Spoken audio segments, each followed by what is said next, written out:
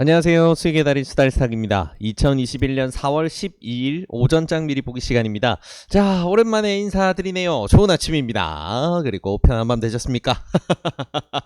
주말을 지나서 월요일이 되었네요. 지난 한 일주일이 좀 넘는 기간, 거의 한 일주일 반 정도 됐죠. 일주일 반 정도는 이제 실전 매매 시즌 종료에 맞춰서 우리 오전장 미리 보기도 한동안 좀 휴가를 가지고 이제 돌아왔습니다. 자, 휴가를 가지고 돌아온 만큼 좀 우리 지수도 도와주면서 항상 좋은 내용을 좀 브리핑 해드렸으면 좋겠는데, 일단 뭐 시장 분위기 자체는 굉장히 좋은 흐름 이어오고 있습니다. 수달이 쉬는 동안 분위기가 좀 풀리는 거 보면 좀 더 쉬었어야 했나 이런 생각이 좀 들기도 하고요. 근데 뭐 그런 것보다는 미국장을 두드러 해서 증시가 다시 좀 좋은 분위기로 바뀌고 있습니다. 물론 그 좋은 분위기를 아시아장이 전부 다 따라가고 있진 못한데, 그래도 일단은 뭐 전 세계 증시의 흐름을 쥐락펴락하는 이 미국장이 좋은 분위기를 유지를 하고 있다라는 거는 긍정적인 가능성을 좀 열어두고 우리가 투자자들이 좀 포지션을 잡는 데 도움이 될 수 있다라고 생각할 수 있는 포인트죠. 그래서 일단 지수 상황은 이렇게 정리하면 될 것 같습니다. 일단은 주말이 지나고 월요일이기 때문에 이번 주는 또 이번 주의 방향성을 가늠을 해봐야 되겠지만, 증시 분위기는 굉장히 좀 강세장 분위기를 잘 유지를 하고 있는 상황이다라고 보면 좋을 것 같고요. 특히나 아시아장에 영향을 많이 미치는 이제 나스닥 같은 경우가 한동안 많이 빠져 있다가 지난 일주일 동안 정말 가파르게 올랐어요. 정말 가파르게 올랐고, 그로 인해서 이제 역대 최고가를 또 한번 이제 갱신을 하느냐 마느냐를 앞두고 있습니다. 다우존스와 S&P는 계속해서 갱신을 해오고 있는 상황이었기 때문에 뭐 그러려니 할 수가 있는데, 나스닥 같은 경우에는 이번에 다시 재돌파해서 레이스를 만들나 그러면 이제 주요 기술주들, 성장주들, 기술주들 전부 다 이제 멋진 흐름 만들 수 있고, 이런 흐름을 보게 되면 아시아장도 좋은 흐름 좀 받을 수 있겠죠. 그래서 일단 뭐 전체적인 증시의 향방을 결정짓는 미국장은 이런 좋은 흐름이 나오고 있구나 생각하면 좋을 것 같고요. 한국장 같은 경우에 좀 아쉬운 부분이 수급이 못 따라와요. 일단은 환율 리스크가 조금 있는 구간인데도 불구하고 외국인들은 코스피 매수를 적극적으로 이어가고 있는 게 사실입니다. 근데 거기에 반대로 오히려 내국인이라고 할 수 있는 기관놈들이 죽어라 매도지를 때리면서 코스피 코스닥의 상승에 발목을 잡고 있는 상황입니다. 근데 이건 뭐 꼭 한국에서만 발생하는 상황은 아니고요. 아시아장에서는 전체적으로 아직 아시아장은 굉장히 뜨거운 레이스가 나오지 못했어요. 그래서 아시아장 전체가 불같은 레이스를 한번 하면서 달려주는 그런 시기가 와주기를 기대를 하면서 이번 주를 지켜보면 좋을 것 같습니다. 자, 주요 뉴스들 몇 개 좀 챙겨보고 마무리를 해볼 건데요. 자, 첫 번째 뉴스는 요 녀석입니다. 자, 미국 국채금리에 대해서 이제 국채금리가 계속해서 오르는 거에 이제 어느 정도 시장은 익숙해졌습니다. 그죠? 네, 그래서 한때는 1.5%가 넘어가면 지구가 망할 것 같은 분위기의 레포트가 정말 많이 나왔었는데 이제는 뭐 1.9 정도까지 연말까지는 올라가는 거는 뭐 당연시로 생각을 하고 있고요. 2023년까지 봤을 때 이제 한 2.5% 정도까지 올라가는 게 정상이다라는 이제 분위기를 좀 가져가고 있어요. 그래서 뭐 아무래도 이런 부분들이 증시에 영향을 미치는 부분도 당연히 있겠지만, 일단은 뭐 지금 실적 발표 시즌도 엮여 있고 하기 때문에 채권 금리 상승 부분이 또다시 앞에 구간처럼 좀 똑같이 발목을 잡는 형태가 되지는 않지 않을까라는 생각을 좀 해볼 수 있는 포인트입니다. 그래서 지금 채권 금리의 리스크를 느끼는 부분에서는 좀 많이 해소가 되고 있다라는 거 굉장히 좀 좋은 부분으로 볼 수가 있을 것 같고요. 그리고 이제 이번 주부터 해서 본격적으로 실적 시즌에 이제 미국도 들어가게 되는데, 중요 기업들, 전통의 제조, 은행, 뭐 이제 철강, 뭐 자동차 등등등, 뭐 항공도 있겠고요. 이런 이제 뭐 오일도 있겠네요. 이제 그런 종목들의 섹터들이 강세가 나오게 된다 그러면 증시는 계속해서 뜨겁게 갈 수 있는 좀 여건이 되겠죠. 그래서 좋은 실적이 발표가 되길 기대를 하면서 지켜보면 될 것 같습니다. 자, 그리고 한동안 계속해서 시끌시끌한 바로 그 녀석 LG와 SK의 집안 싸움. 네, 이게 결국은 최종적으로 합의금을 2조 원으로 타결을 하면서 이렇게 마무리가 되었습니다. 자, 이게 사실 이제 시점상 굉장히 좀 의미심장한 부분이 있어요. 왜 그러냐면 지금 SK 이노베이션 같은 경우에는 일단은 앞에 이제 미국에서 너네 LG 특허권이나 지적재산권 침해를 했어라고 이제 미국에서 판결을 내리게 되면서 미국 시장에 10년 동안 장사를 못하게 됐어요. 근데 이게 굉장히 치명적인 게 왜 그러냐면 SK 이노베이션 같은 경우에는 미국의 특히 이제 조지아 지역에 1공장에 이어서 2공장 2공장까지 그리고 나아가 3공장까지 해서 굉장히 큰 투자를 통해 생산 시설을 만들 생각이었고 지역 경제에 굉장히 도움이 되는 기업이었죠. 자, 근데 SK이노베이션이 이런 특허권 침해로 인해서 미국에서 10년간 영업을 못한다 그러면 그 부분이 전부 다 백지화가 될 수가 있고요. 특히나 이제 지난 대선에서 경합주였던 조지아 같은 경우에는 바이든의 입지도 흔들 수 있는 굉장히 좀 중요한 이슈로 작용할 수가 있죠. 그러다 보니까 이게 기업들 간의 분쟁으로 그치는 게 아니고 정부 혹은 이제 미국 대통령인 이제 바이든의 이제 거부권이 시행이 되면서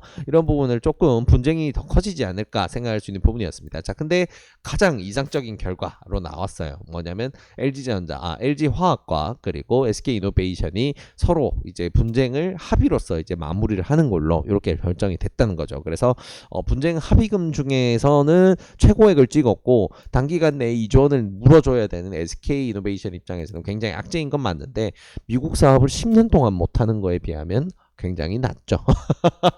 그래서 아무래도 미국 정부, 우리 정부 모두의 압박이 있었을 거고 여기에 맞춰서 이제 이제 합의금 부분에서도 첨예하게 대립해왔던 두 기업이 결국은 거부권 시한을 하루 앞두고 타결을 했습니다. 그래서 이제 바이든이 이제 카톡 하나 날렸겠죠. 한국에다가 야, 나도 입장 난처한데 좀 적당히 하라고 그래.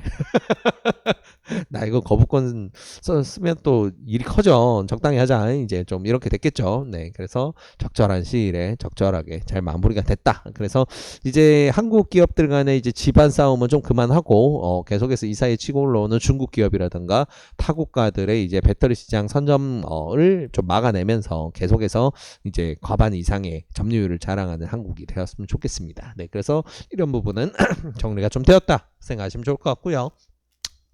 자, 우리 거의 이제 동학개미들의 역적처럼 분류되어 왔던 국민연금이죠. 네, 계속해서 이제 매도가 끝없이 지난 1월부터 해서 그냥 매도가 끝없이 쏟아지던 게, 자, 이제 국민연금의 자체 포트폴리오에서 국내 주식에 담을 수 있는 비중을 좀 더 늘리는 걸로 이제 확정이 되면서 이제 매도량이 확연하게 줄어들 가능성이 굉장히 높아졌습니다. 그래서 4차까지 갔었던 위원회의에서 결론적으로는 이런 결과가 나왔고, 그래서 이번 주부터는 조금 이제 연기금 매도에 대한 부담감 부분은 조금 털어낼 수 있지 않을까 생각하면 좋을 것 같네요. 그래서 지금 같은 경우 1월 말 기준으로부터 국민연금이 계속해서 매도를 진행했던 건 이런 부분이 있었습니다. 가지고 있던 주식이 너무 올랐어요. 너무 올랐어. 그래서 너무 오르다 보니까 가지고 있는 총 자산의 21%까지 국내 주식이 이제 차지를 하게 됐었는데 기존의 허용 한도 같은 경우에는 이제 18.8%밖에 되질 않았고, 그래서 이 기준을 적정선에 맞추기 위해서는 아직도 매도할 게 한 20조 정도 남아 있었다라는 이제 이야기들이 많이 있었는데 이거를 이제 허용 한도를 1% 이상 더 늘리게 되면서 이제 매도해야 되는 양은 한 10조 원 정도. 그래서 이제 반절을 아예 줄였습니다. 1% 움직이는 게 반절이 줄어들어요. 그래서 이 부분만 이제 매도를 끝내게 되면 어느 정도 좀 분위기가 풀릴 수 있겠다. 그래서 속도 조절도 하는데 큰 문제는 없을 것 같고요. 연내에 다시 증시가 오른다 그러면 끝없이 팔긴 하겠죠. 네. 그런 부분이 있긴 하지만 그래도 어느 정도는 좀 매도세가 약해지거나 매도세가 멈출 수 있는 여건은 마련이 되었다 생각해 볼 수 있는 포인트라고 생각하면 좋을 것 같습니다. 자, 그리고 마지막 뉴스는요. 아스트라제네카 관련 뉴스입니다. 자, 혈전증 현상 때문에 이야기들이 굉장히 많았습니다. 그래서 이제 유럽에서 이제 유럽의약품청에서 코멘트가 나올 때까지 한국에서도 한시적으로 접종을 중단한 상황이었었는데 지난주에 이미 유럽의약품청에서는 이제 그 백신을 투여하는 게 이제 혈전증과 연관성이 있긴 하지만 굉장히 극소수로 보고가 되었기 때문에 그래서 혈전증의 우려가 있긴 하지만 우리가 백신 투여를 통해서 얻어갈 수 있는 득이 더 크다. 그래서 접종을 계속하는 방향으로 지지한다라고 이제 성명을 발표를 했었죠. 그래서 이 내용들을 바탕으로 해서 한국에서도 주말간까지 해서 아스트라제네카 접종을 재개하느냐 마느냐에 대해서 이야기가 굉장히 많았는데 현재까지 이제 최종적인 결론은 30세 미만은 일단 제외를 하고 그 이상 연령에 대해서는 접종을 재개를 한다라고 발표를 했습니다. 사실 이 부분이 참 재밌는 부분이에요. 개인적인 시각을 조금 보태서 이야기를 하자면 원래 하나의 백신, 하나의 치료제를 만드는 데는 정상적으로는 1, 2년, 3년 이내에 그 백신과 치료제를 정상적으로 만들어낸다.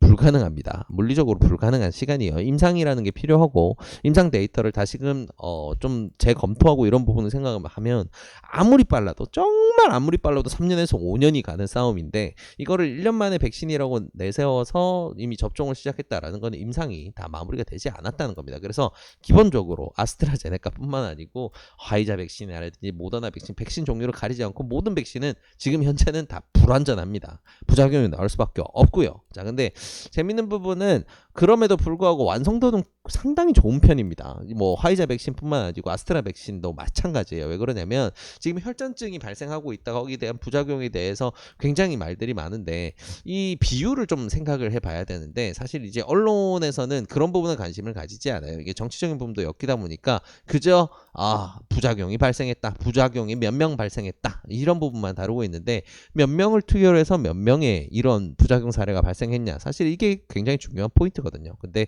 그런 부분을 따지고 있지 않다는 게 사실 좀 아쉽긴 합니다. 네, 유럽도 마찬가지고요. 네, 유럽에서 발표했던 유럽의약품청에서 발표를 했던 내용에 따르면 3,400만 명이 투여를 했을 때 169명의 혈전증 증상이 나왔어요. 그래서 60대 미만 여성에 주로 발생을 한 증상이다라고 발표를 했는데 자, 3,400만 명을 투여해서 169명. 그럼 확률상으로 따지게 되면 얼마냐? 0.0005%입니다. 이거는 뭐 일반적인 백신이나 치료제에서도 당연히 나올 수밖에 없는 그리고 나오기 뭐 흔하게 나올 수 있는 그 정도 부작용률인데 아무래도 전 세계 이목이 집중이 돼 있다 보니까 이런 현상이 나오죠. 네, 아무튼 뭐 사실은 사실이니까 이런 부분을 참고를 하되 특수한 상황이다 보니까 이런 거에 대한 민심이라든가 아니면 정부들의 이제 대응도 좀 특이점으로 간다라고 생각해야 될 것 같아요. 네, 아무튼 그래서 이런 내용들. 그래서 아스트라제네카 같은 경우에 한숨 돌렸습니다. 전 세계적으로 아예 폐기가 되는 분위기까지 가고 있었었는데 이런 부분이 이제 뒷받침이 되면서 접종이 뭐 아예 멈출 가능성은 멈췄다. 이제 어느 정도 이제 접종을 하는 부분에서 국민들이나 이제 사회적으로 이제 조금 대중의 눈치를 보겠지만 계속해서 백신 투여가 진행이 되겠구나. 이렇게 이제 생각해 보면 될 것 같습니다. 자, 그래서 오늘 시장 상황과 주요 뉴스들 이렇게 정리해 봤는데요. 이 내용들 바탕으로 해서 오늘도 좋은 결과 있으시길 진심으로 바라겠습니다. 이 영상이 도움이 되셨다면 구독과 좋아요를 통해서 저희 수다스탁을 응원해 주시기 바랍니다. 감사합니다.